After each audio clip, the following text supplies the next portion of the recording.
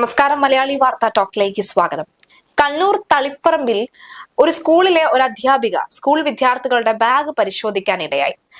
ലഹരി മരുന്നുമായി ബന്ധപ്പെട്ടുള്ള പരിശോധനയിൽ നിന്നാണ് മറ്റൊരു വ്യക്തമായ കാര്യങ്ങൾ അറിയാൻ സാധിച്ചത്.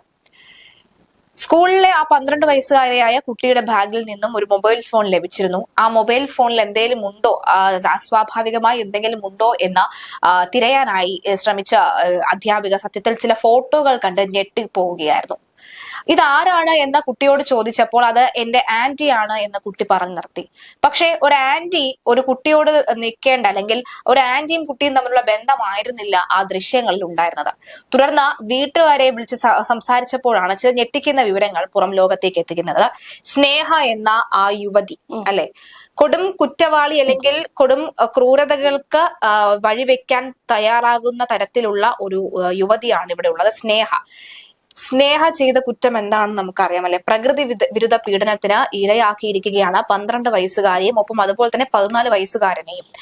ഈ പ്രകൃതി വിരുദ്ധ പീഡനം മാത്രമല്ല, പലരെയും ഉപദ്രവിക്കുന്ന ഒരു ശൈലിയും ഈ സ്നേഹയ്ക്കുണ്ട്. അതുമായി ബന്ധപ്പെട്ടുള്ള കൂടുതൽ വിവരങ്ങൾ നമുക്കൊന്ന് ചർച്ച ചെയ്യാം.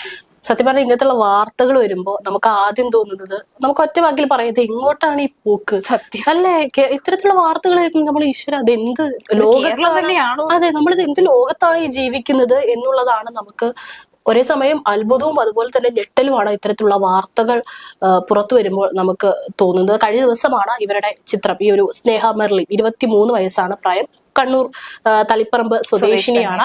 അപ്പോൾ ഇവരുടെ ഒരു ഫോട്ടോ വെച്ചുകൊണ്ടാണ് ഇന്നലെ എല്ലാ മാധ്യമങ്ങളിലും സോഷ്യൽ മീഡിയ പേജുകളിലും എല്ലാം തന്നെ ഈ ഒരു വാർത്ത വരുന്നത്. ഫോട്ടോ കാണിക്കാൻ ഒരു മടി ഇത്രക്കാരുടെ ഫോട്ടോ പുറത്തു വരണം.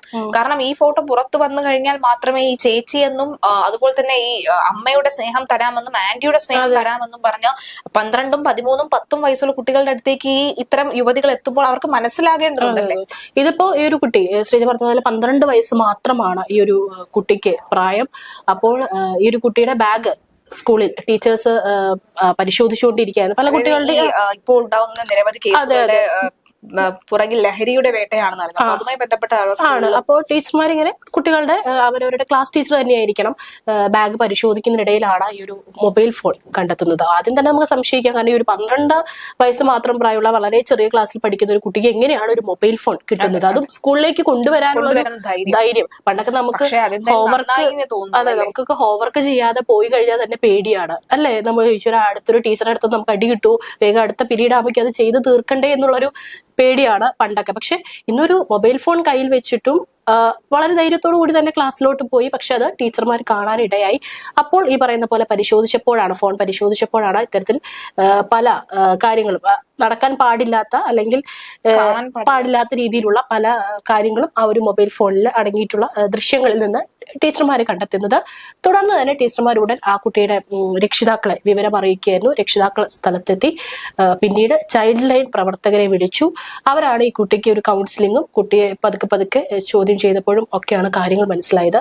ഈ പറയുന്ന മൊബൈൽ ഫോൺ നൽകിയതും ഈ പറയുന്ന 23 വയസ്സ് മാത്രം പ്രായമുള്ള കണ്ണൂർ തളിപ്പറമ്പ് സ്വദേശിയായിട്ടുള്ള സ്നേഹ മെർലിൻ എന്ന് പറയുന്ന ഒരു യുവതി ഈ കുട്ടിയെ നിരന്തരമായിട്ട് ഇത്തരത്തിൽ പ്രകൃതി വിരുദ്ധ പീഡനത്തിന് ഇരയാക്കുകയായിരുന്നു എന്നാണ്. അത് പറയാതിരിക്കാനായിരിക്കും ഒരു പക്ഷേ കുട്ടിക്ക് ഈ ഒരു മൊബൈൽ ഫോണും കൊടുത്തിട്ടുണ്ട്. അതുപോലെ തന്നെ ഈ കുട്ടിക്ക് ഒരു സ്വർണ്ണ ബ്രേസ്ലെറ്റ് സമ്മാനമായിട്ട് നൽകിയിട്ടുണ്ട്. മാതാപിതാക്കൾ ഈ സ്വർണ്ണ ശ്രദ്ധിക്കുന്നില്ലേ? 12 വയസ്സുകാർക്ക് ലഭിക്കുമ്പോൾ ശ്രദ്ധിക്കുന്നില്ലേ? മൊബൈൽ ഫോൺ ലഭിക്കുമ്പോൾ ശ്രദ്ധിക്കുന്നില്ല. എനിക്കതിൽ എന്തോ എങ്ങോട്ടാണ്. കാരണം ഞാനൊരു അടുത്തൊരു സുഹൃത്തുമായി ഞാൻ സംസാരിച്ചിരുന്നു. അതിൽ ഞാൻ സംസാരിക്കുമ്പോൾ മനസ്സിലാകുന്നത് അവർക്ക് ജോലിയുണ്ട്. ജോലി ഉള്ളത് കൊണ്ട് തന്നെ വീട്ടിൽ വന്നതിന് ശേഷം കുട്ടിയുടെ പഠന കാര്യങ്ങളിൽ ശ്രദ്ധിക്കാൻ ഇപ്പോൾ തൽക്കാലം സമയമില്ല എന്നാണ് പറയുന്നത്. പിന്നീട് അവൾ വലിയ ക്ലാസ്സുകളിൽ പോകുമ്പോഴേക്കും ഞാനത് ശ്രദ്ധിച്ചോളാം പറയുന്നുണ്ട്. ചിലപ്പോൾ ശരിയായിരിക്കാം. രാവിലെ എഴുന്നേറ്റ് പോകുമ്പോൾ ഇത്തരത്തിൽ രാവിലെ തൊട്ട് രാത്രി വരെ ജോലി ചെയ്യുകയാണ്. അതിന്റെ ക്ഷീണം കൊണ്ട് കുഞ്ഞു ക്ലാസ്സിലെ കുട്ടികളെ ശ്രദ്ധിക്കാതെ പോയിട്ടുണ്ടാകാം. പക്ഷെ അങ്ങനെ ശ്രദ്ധിക്കാതെ പോകുമ്പോഴാണ് ഇത്തരം പല ആന്റിമാരും ചേച്ചിമാരും നമ്മുടെ ജീവിതത്തിൽ, ആ കുഞ്ഞുങ്ങളുടെ ജീവിതത്തിലേക്ക് കടന്നു വരുന്നത്. ഒരു പക്ഷെ അമ്മയും അച്ഛനും കൊടുക്കാത്ത സ്നേഹം കൊടുത്തിട്ടുണ്ടായിരിക്കണം. ഐസ്ക്രീം വാങ്ങിക്കൊടുത്തും പുറത്തേക്ക് കൊണ്ടുപോയും ഒക്കെ. ഈ സ്വർണം കൊണ്ടുവന്ന അല്ലെങ്കിൽ സ്വർണ്ണ ബ്രേസ്ലെറ്റ് ഇട്ടുകൊണ്ടുവന്ന മകളോട് ഇത് എവിടെ നിന്നും ചോദിക്കാത്ത അച്ഛനമ്മമാർ ആ കുട്ടിയും കൊണ്ട് പുറത്ത് ആര് പോയാലും അതും ചോദിക്കാൻ ഇടയുണ്ടാകില്ലെന്നാണ് എനിക്ക് തോന്നുന്നത്. ചിലപ്പോൾ ഒരു പക്ഷേ ഈ കുട്ടി ഒളിപ്പിക്കാനുള്ള സാധ്യത ഉണ്ടാവും. ചിലപ്പോൾ സ്കൂളുകളിൽ ഇട്ടിട്ട് പോകുന്നുണ്ടാവും, അത് കഴിഞ്ഞ് വീട്ടിലോട്ട് തിരിച്ചു എത്തുമ്പോൾ ബാഗിൽ ഒളിപ്പിച്ചു വയ്ക്കുക. എന്നിരുന്നാലും ബാഗെങ്കിലും പരിശോധിക്കണ്ടേ? 12ാം ക്ലാസ് എന്ന് പറയുമ്പോൾ ഏകദേശം 5ലോ 6ലൊക്കെ പഠിക്കുന്ന ഒരു പ്രായം എന്ന് പറയുന്നത്. അപ്പോൾ മാത്രമല്ല ഈ വൈകുന്നേരമൊക്കെ കുട്ടി സ്കൂൾ വിട്ട് വരുന്ന സമയത്ത് അവരെ വിളിച്ചിരുത്തിയിട്ട് കാര്യങ്ങൾ ചോദിക്കുക, അതുപോലെ തന്നെ അവരുടെ ബാഗും പുസ്തകങ്ങളൊക്കെ ഒന്ന് പരിശോധിക്കുക. അങ്ങനെയൊക്കെ ഒന്ന് ചെയ്തിരുന്നെങ്കിൽ ഒരു പക്ഷേ ഇത് കണ്ടുപിടിക്കാമായിരുന്നു എന്നാണ്. അല്ലെങ്കിൽ ഇപ്പോൾ ഈ ഒരു ടീച്ചർമാരെ കണ്ടുപിടിക്കുന്ന രീതിയിലേക്ക് കാര്യങ്ങൾ എത്തില്ലായിരുന്നു. പക്ഷെ ഇപ്പോൾ ഇത് ടീച്ചർമാർ ഇത്തരത്തിൽ കണ്ടുപിടിച്ചതുകൊണ്ടാണ് ഇത് പുറംലോകം അറിഞ്ഞത്. മാത്രമല്ല ഇവർ ഈ കുട്ടീനെ മാത്രമല്ല, ഇതിന് പിന്നാലെ തന്നെ ഇവരെ കസ്റ്റഡിയിൽ എടുത്ത് ചോദ്യം ചെയ്തപ്പോഴാണ് ഇവര് ഒരു 14 വയസ്സുള്ള ഒരു ആൺകുട്ടിയെയും ഇത്തരത്തിൽ പീഡനത്തിന് ഇരയാക്കിയിട്ടുണ്ട് എന്നുള്ളത്. അത് ദൃശ്യങ്ങൾ ഇവർ പകർത്തിയിട്ടുണ്ടെന്ന്, ഈ പീഡിപ്പിക്കുന്ന ദൃശ്യങ്ങൾ ഇവർ പകർത്തിയിട്ട് ഈ കുട്ടിയെ ഭീഷണിപ്പെടുത്താൻ വേണ്ടിയിട്ട് ആ ഒരു ദൃശ്യങ്ങൾ ഉപയോഗിക്കുന്നുണ്ടായിരുന്നു എന്നാണ് പോലീസ് അടക്കം പറയുന്ന റിപ്പോർട്ടുകൾ. ഇവര് സ്ഥിരം കുറ്റവാളിയാണെന്ന്. ഇതിനു മുൻപും ചില എന്തോ ഒരു സാമ്പത്തികമായിട്ടുള്ള ഒരു പ്രശ്നത്തിന്റെ പേരിൽ ഒരു തർക്കമുണ്ടാവുകയും ഒരു രാഷ്ട്രീയ നേതാവിനെ ഹെൽമെറ്റ് എടുത്ത് ഇവരുടെ കൂടെ വന്ന ഒരു വ്യക്തി ഹെൽമെറ്റ് എടുത്ത് തലക്കടിച്ചു, ഇവരും ആക്രമിച്ചു എന്നുള്ള ഒരു കേസും ഇവരുടെ മുൻപ് നിലനിൽക്കുന്നുണ്ട്. ഏതായാലും ഇവർക്ക് ഇത് ആദ്യത്തെ സംഭവമൊന്നുമല്ല. ഇവർ ഇത്തരത്തിൽ സ്ഥിരം കുറ്റങ്ങൾ സമൂഹത്തിൽ ചെയ്തു വരുന്ന ഒരു വ്യക്തിയാണ് 23 വയസ്സുള്ള ഈ സ്നേഹ മെർലിൻ എന്ന് പറയുന്നത്. അവരുടെ പേര് എടുത്തു തന്നെ പറയണം, സ്നേഹ മെർലിൻ എന്ന് പറയുന്ന ഈ ഒരു യുവതി. എനിക്ക് തോന്നുന്നു ഇനിയും കുട്ടികൾ ഇത്തരത്തിൽ പീഡനത്തിന് ഇരയായിട്ടുണ്ടോ എന്നുള്ള കാര്യം കൂടി സംശയമാണ്. ഈ സ്നേഹ മെർലിൻ എന്ന് പറയുന്ന ഈ ഒരു യുവതിയുടെ ചിത്രം സമൂഹ മാധ്യമങ്ങളിലും ഇപ്പോൾ മുഖ്യധാര മാധ്യമം വഴിയും ഒക്കെ തന്നെ നിങ്ങളുടെ മൊബൈൽ ഫോണിലും നിങ്ങളുടെ ടിവിയിലും ഒക്കെ എത്തും. ഈ ഘട്ടത്തിൽ നിങ്ങളുടെ വീട്ടിൽ അല്ലെങ്കിൽ നിങ്ങൾക്കും നിങ്ങളുടെ പരിചയ വലയത്തിൽ ഈ സ്ത്രീ ഉണ്ട് എന്നുണ്ടെങ്കിൽ നിങ്ങളുടെ കുട്ടികളോട് ചോദിക്കുക, ഏതെങ്കിലും തരത്തിലുമുള്ള ബുദ്ധിമുട്ട് ആ സ്ത്രീയിൽ നിന്ന് ഈ കുട്ടികൾക്ക് ഉണ്ടായിട്ടുണ്ടോ എന്ന സ്നേഹത്തോടു കൂടി വിളിച്ചിരുത്തി ചോദിക്കുന്നത് എത്രയും നല്ലതായിരിക്കും. കാരണം ഇത്തരക്കാരൊക്കെ തന്നെ നമുക്ക് വെറുതെ വെച്ചുകൊണ്ടിരിക്കാൻ കഴിയുകയില്ല. അതിപ്പോൾ ആണായിക്കോട്ടെ പെണ്ണായിക്കോട്ടെ, ആരാണോ നമ്മുടെ കുഞ്ഞുങ്ങളോട് വളരെ മോശമായി പെരുമാറുന്നത്, പ്രകൃതി വിരുദ്ധ പീഡനത്തിനൊക്കെ തന്നെ ഇരയാക്കിയിരിക്കുന്നത്, ഇപ്പോൾ ആ കുട്ടിക്ക് ബോധ്യമാവും, 12 വയസ്സുകാരുടെ കുട്ടിക്ക് ബോധ്യമാവുകയാണ് അത് തെറ്റാണ് ആന്റി എന്നോട് ചെയ്തതെന്ന് ബോധ്യമാകുന്നു. ഈ കുട്ടിയുടെ ഒരു മാനസിക നില അല്ലെങ്കിൽ മാനസിക ഒരു ബുദ്ധിമുട്ട് എന്തായിരിക്കാം വരും ദിവസങ്ങളിൽ എന്നുള്ളതാണ്. ഇനി ഒരു പക്ഷെ ഇതിൽ നിന്ന് റിക്കവർ ആവുകയാണെങ്കിൽ, ഈ ഒരു രീതിയിൽ നിന്നൊക്കെ റിക്കവർ ആവുകയാണെന്നുണ്ടെങ്കിൽ ഇനി വരുന്ന ഒരു പക്ഷെ അമ്മയോട് പോലും സംസാരിക്കാനോ അടുക്കാനോ ആ കുട്ടിക്ക് ഒരു ബുദ്ധിമുട്ടുണ്ടായിരിക്കണം. പക്ഷെ അതിൽ നിന്നൊക്കെ തന്നെ വരട്ടെ എന്നുള്ളതാണ്. നമ്മുടെ ഈ കാലം പറഞ്ഞ കാലത്ത് എന്തൊക്കെ വാർത്തകൾ നമ്മൾ കേൾക്കണം അല്ലെ, എന്തൊക്കെ വാർത്തകളെ കുറിച്ച് നമ്മൾ ഡിസ്കസ് ചെയ്യേണ്ടിയിരിക്കുന്നു അല്ലെ. ഇവിടെ ഈ സെക്സ് എഡ്യൂക്കേഷൻ കുട്ടികളിൽ അല്ലെങ്കിൽ അവർക്ക് നൽകണം എന്ന് പറഞ്ഞപ്പോൾ അതിനെ വിമർശിച്ചൊരു കൂട്ടർ രംഗത്ത് വരുന്നുണ്ടായിരുന്നു. ഇതൊക്കെയാണ് ഇവിടെ അതിന്റെ പ്രാധാന്യം എന്ന് പറയുന്നത്. കാരണം പണ്ടൊന്നും ഇല്ല എന്താണ് ഈ ഗുഡ് ടച്ച് ബാഡ് ടച്ച് എന്നതിനെ കുറിച്ചിട്ടൊന്നും ആരും പറഞ്ഞു തരാനില്ല. പണ്ട് നമ്മൾ പേടിക്കേണ്ടത് ആ ചേട്ടൻ നിന്നെ അങ്ങനെ നോക്കിക്കഴിഞ്ഞാൽ വന്ന് പറയണം, ആ മാമൻ നിന്നെ അവിടെ തൊട്ടാൽ നീ വന്ന് പറഞ്ഞു, കൈ തൊട്ടാൽ കയ്യിൽ വേറെ രീതിയിൽ തൊട്ടാലൊക്കെ നീ വന്ന് പറഞ്ഞു. പക്ഷെ ഇപ്പൊ മാമന്മാരെയോ ചേട്ടന്മാരെയോ അല്ല ചേച്ചിമാരെയും ആന്റിമാരെയും ഒക്കെ തന്നെ പേടിക്കേണ്ട കാലമാണെന്നുള്ളതാണ്. അപ്പോൾ ഈ ഒരു സംഭവം കുട്ടികളിൽ എന്തായാലും അത് ഈ സാധനം ഈ ഗുഡ് ടച്ച് എന്താണ് ബാഡ് ടച്ച് ആണ് അത് സ്കൂളുകളിൽ മാത്രമല്ല പഠിപ്പിക്കേണ്ട ഒരു കാര്യം. പാരന്റ്സും പറഞ്ഞു കൊടുക്കും. നമ്മുടെയൊക്കെ പാരന്റ്സ് വളരെ കുറച്ചറിവ് മാത്രമാണ് നമുക്കിതിനെ കുറിച്ചിട്ട് പറഞ്ഞു തന്നിട്ടുള്ളത്. കാരണം അവർക്കും അത് കുട്ടികളോട് കമ്മ്യൂണിക്കേറ്റ് ചെയ്യാനുള്ള ഒരു ബുദ്ധിമുട്ട് പണ്ടുണ്ടായിരുന്നു. പക്ഷെ ഇന്ന് അങ്ങനെയല്ല, ഇന്ന് അങ്ങനെ ആവരുതെന്നാണ് പറയാനുള്ളത്. കാരണം ഇന്നത്തെ കുട്ടികൾക്ക് ഈ സോഷ്യൽ മീഡിയ ഇതിന്റെ ഉപയോഗത്തെ കുറിച്ച് വളരെ കൃത്യമായിട്ട് അറിയാം. ഒരു പണ്ടുണ്ടായിരുന്ന ഒരു 10ാം ക്ലാസ്സിൽ പഠിക്കുന്ന ഒരു കുട്ടി ചിന്തിക്കുന്നത് പോലെയല്ല ഇന്നത്തെ ഒരു 10ാം ക്ലാസ്സിൽ പഠിക്കുന്ന ഒരു വിദ്യാർത്ഥി. 10ാം ക്ലാസ് എന്നുള്ളത് കുട്ടി പറഞ്ഞാണ്, സത്യം പറഞ്ഞ ഒരു 5ാം ക്ലാസ്സിൽ പഠിക്കുന്ന ആ കുട്ടിക്ക് ഇന്നുള്ള ഒരു അറിവും അതല്ല പണ്ടുണ്ടായിരുന്ന ആളുകൾക്ക് ഉണ്ടായിരുന്നത്. കാരണം ഇന്ന് വളരെ വലിയൊരു വിശാലമായിട്ടുള്ള ഒരു ലോകമാണ്. അവിടെ സോഷ്യൽ മീഡിയ ഉപയോഗവും ഈ പറയുന്ന പോലെ ദിവസവും കൂടിക്കൊണ്ടിരിക്കുകയാണ്. അതിനെക്കുറിച്ച് വളരെ അറിവുള്ളവരാണ് നമ്മുടെ കുട്ടികൾ എന്ന് പറയുന്നത്. അതുകൊണ്ട് തന്നെ അവർക്ക് ഇതിനെക്കുറിച്ചുള്ള വിദ്യാഭ്യാസം കൂടുതലായിട്ട് നൽകേണ്ടത്. ഇപ്പൊ നേരിട്ടുള്ളത് മാത്രമല്ല, എത്രയോ പേര് നമ്മൾ കണ്ടിട്ട് ഇൻസ്റ്റഗ്രാമിലൂടെ പരിചയപ്പെട്ടതിന് ശേഷം അവരുടെ കൂടെ ഇറങ്ങി +2 വിദ്യാർത്ഥികൾ കുട്ടികൾ ഇപ്പോൾ ചെയ്തപ്പോൾ എന്തായിരുന്നു, റഹീം എന്ന് പറയുന്ന ഇൻസ്റ്റഗ്രാം വഴി പരിചയപ്പെട്ട ഒരു യുവാവിനോടൊപ്പം മുംബൈയിലേക്ക് പോവുകയാണ്. മുംബൈയിലേക്ക് പോയവർ ആദ്യം ചെയ്ത കാര്യം, വീട്ടിൽ നിന്ന് ഇറങ്ങിയപ്പോൾ 5 രൂപ മാത്രമാണ് ഉള്ളത്. ST അച്ഛനോട് പറയാണ് എനിക്ക് അവിടെ നിന്ന് തിരിച്ചു വരാൻ അങ്ങോട്ടും ഇങ്ങോട്ടുമായിട്ടുള്ള ST രൂപയോ 5 രൂപ തന്നാൽ മതി എന്നാണ് പറഞ്ഞത്. ആ കുട്ടിയാണ് മണിക്കൂറുകൾക്ക് ശേഷം വീട്ടിൽ വരാതിരുന്നപ്പോൾ അച്ഛൻ അന്വേഷിച്ച് മുംബൈ നിൽക്കുകയാണ്. മുംബൈയിൽ പോയി ആദ്യം 10,000 രൂപയ്ക്കാണ് ഹെയർ സ്ട്രൈറ്റനിങ് ചെയ്തിരിക്കുന്നത്. അപ്പൊ അതൊക്കെ ഒന്നാമത് കുട്ടികൾക്ക് ധൈര്യം വളരെയധികം വർദ്ധിച്ചിട്ടുണ്ട്. പിന്നെ ഈ ഒരു അറ്റാച്ച്മെന്റ് ഈ മാതാപിതാക്കളോടുള്ളത് അതൊന്നും അത്രക്കില്ല സത്യം പറഞ്ഞാൽ. അതുകൊണ്ടാണല്ലോ അവർ ഇങ്ങനെയൊക്കെ ഇറങ്ങി പുറപ്പെടുന്നത്. സത്യം പറഞ്ഞാൽ ധൈര്യം സമ്മതിക്കണം. നമുക്കൊക്കെ എന്തെങ്കിലും ഒരു കാര്യം ഒന്ന് ലേറ്റ് ആയി കഴിഞ്ഞാൽ, പണ്ടൊക്കെ വീട്ടിൽ നിന്ന് സ്കൂൾ വിട്ട് വരുന്ന ലേറ്റ് ആയി കഴിഞ്ഞാൽ നമുക്ക് പേടിയാണ്. അയ്യോ ഇത് പറയും, നമ്മൾ ലേറ്റ് ആയില്ല, അവിടെ തങ്ങി നിന്നിട്ട് ഇവിടെ തങ്ങി നിന്നിട്ടൊക്കെ ആയിരിക്കും നമ്മൾ ലേറ്റ് ആവുന്നത്.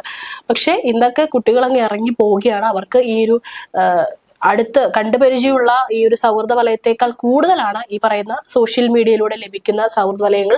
മാത്രമല്ല കുട്ടികളൊക്കെ ഇന്ന് വളരെ ആക്റ്റീവാണ് അതിൽ. അതുകൊണ്ട് അതിലൂടെ ഉണ്ടാകുന്നത്, ഞാൻ പറയുകയാണെങ്കിൽ ഒരു 18 വയസ്സ് വരെയൊക്കെ കുട്ടികൾ അതുവരെ ഉപയോഗിക്കുന്ന ഈ സോഷ്യൽ മീഡിയ പേജൊക്കെ അമ്മമാരും പാരന്റ്സും ശ്രദ്ധിക്കണം അവരെന്താണ് അതിലൂടെ ചെയ്യുന്നത്. ഇവർക്ക് ആർക്കും സോഷ്യൽ മീഡിയ പേജേ വേണ്ടതില്ല എന്നുള്ള എന്റെ ഒരു അഭിപ്രായം. ഒരു പ്രായം വരെ എന്തിനാണ് മൊബൈൽ ഫോൺ ഇവർക്ക് നൽകുന്നത്? ഇവർക്ക് എന്തിനാണ്? അല്ലെങ്കിൽ പഠനവുമായി ബന്ധപ്പെട്ടാണെങ്കിൽ അച്ഛൻ്റെ കയ്യിലും അമ്മയുടെ കയ്യിലും ടാബും മൊബൈൽ ഫോണും ഒക്കെ ഉണ്ടല്ലോ. സിം ഇല്ലാത്ത ഫോൺ കൊടുക്കുക, അതുമായി ബന്ധപ്പെട്ടുള്ള പഠിക്കാൻ വേണ്ടി മാത്രം അച്ഛന്റെയോ അമ്മയുടെ ഫോൺ ഉപയോഗിക്കട്ടെ, അച്ഛനും അമ്മയും ഇരിക്കട്ടെ. പിന്നെ അച്ഛനും അമ്മയും അല്ലാതെ പിന്നെ ആരാണ് ഇവരെയൊക്കെ നോക്കേണ്ടത്? ഇപ്പൊ മുത്തശ്ശനും മുത്തശ്ശിയും ഉണ്ടാവുന്നു. പല വീടുകളിൽ നമ്മൾ വാർത്ത കേട്ടിട്ടുണ്ട്. മുത്തശ്ശന്റെയും മുത്തശ്ശിയോടൊപ്പം കഴിഞ്ഞ പെൺകുട്ടികളെ തൊട്ട് അയൽപക്കത്തെ മാമൻ അല്ലെങ്കിൽ അയൽപക്കത്തെ യുവാവ് പീഡിപ്പിച്ചു, അയൽപക്കത്തെ വൃദ്ധൻ പീഡിപ്പിച്ചു, അങ്ങനെയൊക്കെ പറഞ്ഞ് പലതരത്തിലുള്ള വാർത്തകൾ നമ്മൾ കേട്ട് മറന്നിട്ടില്ല. കേട്ട് ഇപ്പൊ അധികം അങ്ങനെ കേൾക്കുന്നില്ല എന്നാണ്. പക്ഷെ കഴിഞ്ഞ വർഷമാണ് കൊച്ചിയിൽ നിന്ന് അന്യസംസ്ഥാന തൊഴിലാളികളുടെ മകളെ പീഡിപ്പിച്ചത്. 6 വയസ്സുകാരിയെ പീഡിപ്പിച്ചത് കഴിഞ്ഞ വർഷമാണ് കൊച്ചിയിലെ ഏറ്റവും അഴുക്ക് ജാലിൽ നിന്ന് ലഭിച്ചത് കുട്ടിയെ. അങ്ങനെയൊക്കെ ഞെട്ടിപ്പിക്കുന്ന വളരെ വലിയ വാർത്തകൾ നമ്മുടെ ചുറ്റുമുണ്ട്. പക്ഷെ ഒന്നും മറക്കാൻ നമുക്ക് കഴിയുന്നതാണ്. ഇനി നമുക്ക് ഇന്ന് എല്ലാവരും ഇൻഫ്ലുവൻസേഴ്സ് ആണ് അല്ലെ? എന്തെങ്കിലും ഒരു കണ്ടന്റ് ഇട്ട് നല്ല ഈ നമ്മുടെ ഈ സമൂഹത്തിനെ ഇൻഫ്ലുവൻസ് ചെയ്യുന്ന രീതിയിലുള്ള കണ്ടന്റുകൾ ഇടുന്നവരുണ്ട്, അത്തരത്തിലുള്ള വീഡിയോസ് ചെയ്യുന്നവരുണ്ട്, ഇല്ലെന്നല്ല പറയുന്നത്. പക്ഷെ എന്നിരുന്നാലും ഈ ഒരു ലൈക്ക് കിട്ടാനോ അല്ലെങ്കിൽ വ്യൂസ് കിട്ടാനോ കുറച്ച് ഷെയർ കിട്ടാനോ അല്ലെങ്കിൽ കുറച്ച് ആൾക്കാർ ഒരു ഫാൻ ബേസ് ഉണ്ടാക്കിയെടുക്കാൻ വേണ്ടിയിട്ട് എന്ത് കോപ്രായവും കാണിക്കാൻ ഇന്ന് കുറെ ആളുകൾ റെഡിയാണ്. എന്ത് പൊട്ടത്തരം വിളിച്ച് പറയുന്നുണ്ട്, അല്ലെങ്കിൽ എന്തൊക്കെയോ കാണിച്ചു കൂട്ടുന്നത്. അത് അപകടം നിറഞ്ഞ എന്തെങ്കിലും ആയിരിക്കാം, അല്ലെങ്കിൽ നമുക്ക് യാതൊരു തരത്തിലുള്ള ഒരു മെസ്സേജും ആളുകൾക്ക് കൊടുക്കുന്ന യാതൊരു തരത്തിലുള്ള അത്തരത്തിലുള്ള ഒന്നും ചെയ്യാത്തവരൊക്കെ ഇന്ന് വിളിക്കുന്ന ഒരു പേരാണ് ഇൻഫ്ലുവൻസർ, അല്ലെങ്കിൽ സോഷ്യൽ മീഡിയ ഇൻഫ്ലുവൻസർ എന്നൊക്കെ പറഞ്ഞിട്ട്. അതിൽ ഭൂരിപക്ഷവും അല്ലെങ്കിൽ പകുതിയിലധികവും എന്ന് വേണമെങ്കിൽ പറയാം. പക്ഷെ ചില ഇൻഫ്ലുവൻസേഴ്സ് ഉണ്ട് നമ്മൾ മോട്ടിവേറ്റ് ചെയ്യാൻ കഴിയുന്ന,